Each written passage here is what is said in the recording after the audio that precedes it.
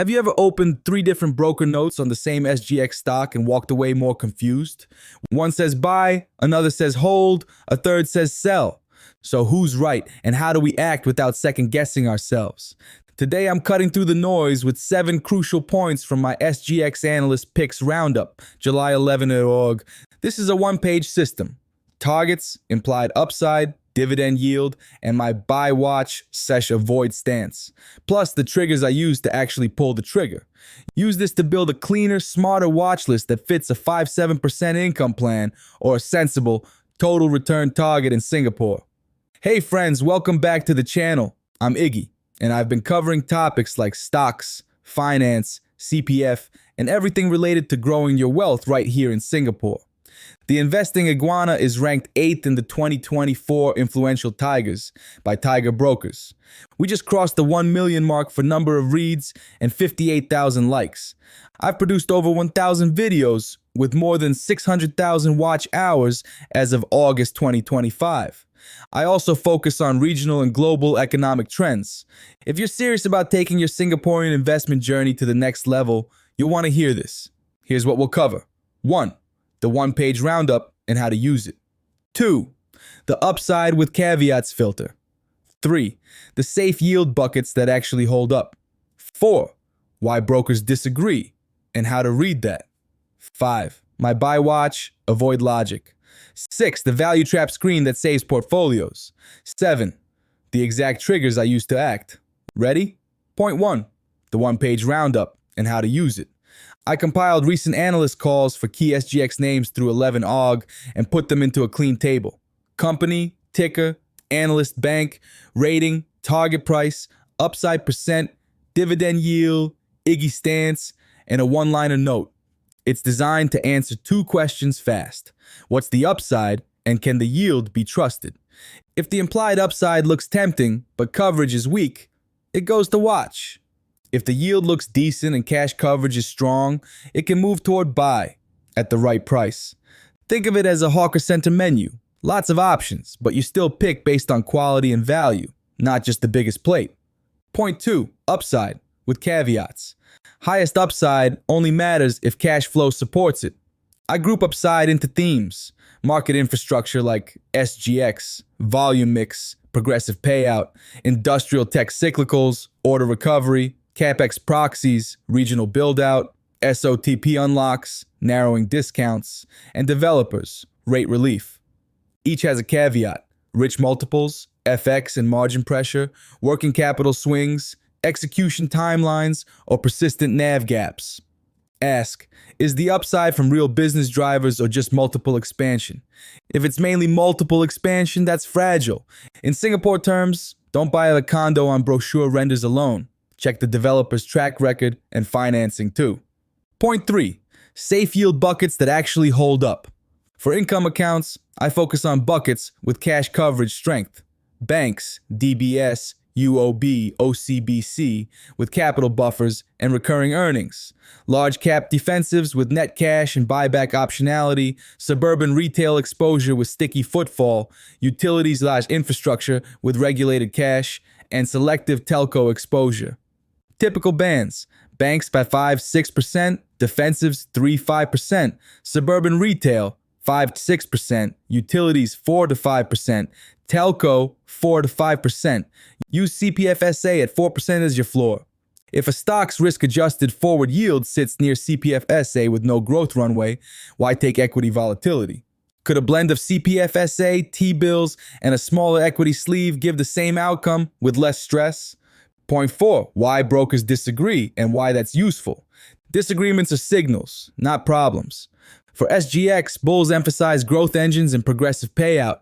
Bears worry about premium valuation and treasury income drag if rates fall. For banks, bulls point to ROE and dividends. Bears to NIL drift and credit costs. For cyclicals, bulls see recovery. Bears question visibility and pricing power. The trick is to map the call to a personal hurdle and timeline. If the bull case clears a 5-6% hurdle with good coverage, it might be a buy on dips. If it needs perfect conditions just to justify today's price, that's watch or avoid. Ask, which assumptions must be right for this to work? And will I know early if they break? For even more detailed charts, the full table, and a written breakdown with all the stances and notes, check our Substack. The link is right there in the description.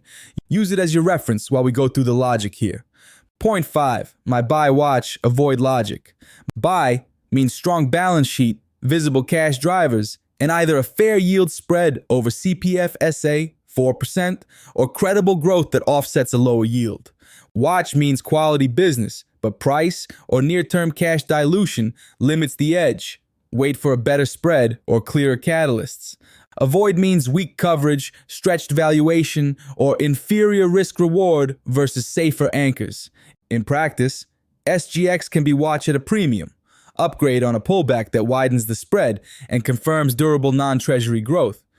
DBS is top-tier ROE, often buy on dips to widen yield spread. UOB and OCBC can rotate between watch and buy depending on NIM stability and credit costs. Genting SG may stay watch as avoid unless there's a clear earnings inflection or asset catalyst. The stance is not a label for life.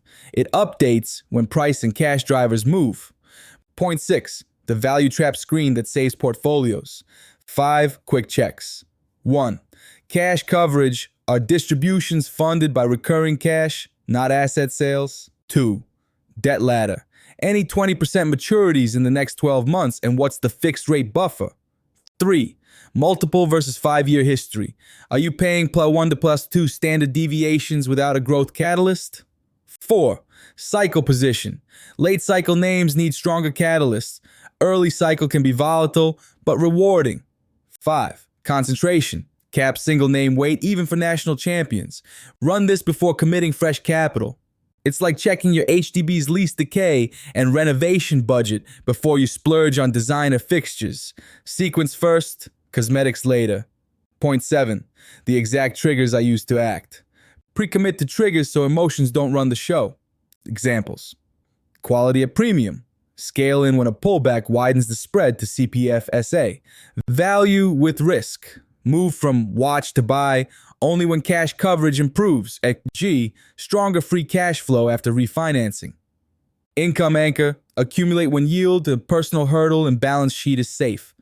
Crowded trade. Trim if spreads tighten and catalysts fade. For SemCorp, I look to add on weakness when dividend growth is backed by operating cash and renewables execution. CapEx discipline is key. For Parkway Life REIT, I'm selective. Lower yield, but high defensiveness. I add when the yield normalizes toward its own history while maintaining lease stability. What's the one trigger that, if hit tomorrow, would make the decision obvious? Write that down now. Let's tie this back to your portfolio. If the goal is 5-7% income with low regret, banks and suburban tilt defensives can anchor the yield while you keep optionality for growth. Use the Roundup table as a watch list, not a to-do list. Rank names by fit, which give durable income now, which need a pullback, and which require a catalyst. Then match your CPF SRS plans. CPF SA can be the steady 4% floor. SRS can hold the more active quality rotation sleeve since it's tax-advantaged in long term. With this structure, volatility becomes your friend. Dips widen spreads and lets you upgrade quality without chasing. Iggy's personal take. For Singapore investors, clarity beats conviction. We don't need to predict every macro turn. We need a process that aligns with our CPF, our housing commitments, and our preference for steady cash flow. My advice is simple. Set a hurdle using CPF SA and current T-bill context, then demand either yield spread plus coverage or visible growth with balance sheet safety. Don't hesitate to hold watch for months. Patience widens the spread and reduces regret. And don't chase the highest yield if the balance sheet and coverage don't match. I've seen more damage from cheap names with weak coverage than from paying a fair price for quality. Upgrade quality at the same yield whenever possible. That's how income stays durable. Here's the quick recap. We covered the one-page roundup, the upside filter, safe yield buckets, broker dispersion, my buy watch avoid logic, the value trap checks, and the specific triggers to act. Use this to build a calmer, smarter SGX watch list and to make decisions that fit a 5-7% income plan with less drama. So, we've broken down the SGX Analyst Picks Roundup, and I've given you my personal take on how it applies to your journey here in Singapore.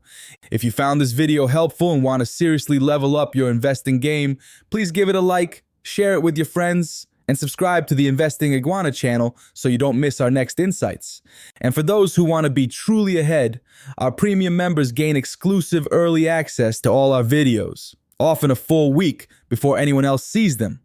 This means you get Iggy's detailed analyses and urgent insights on major market moves directly to your inbox, giving you a significant head start.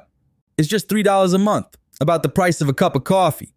Think of it as your consistent daily dose of financial fuel for smarter decisions, delivered before the masses. Ready to join the inner circle and get that early edge? Just click the link in the description below to become a premium member today.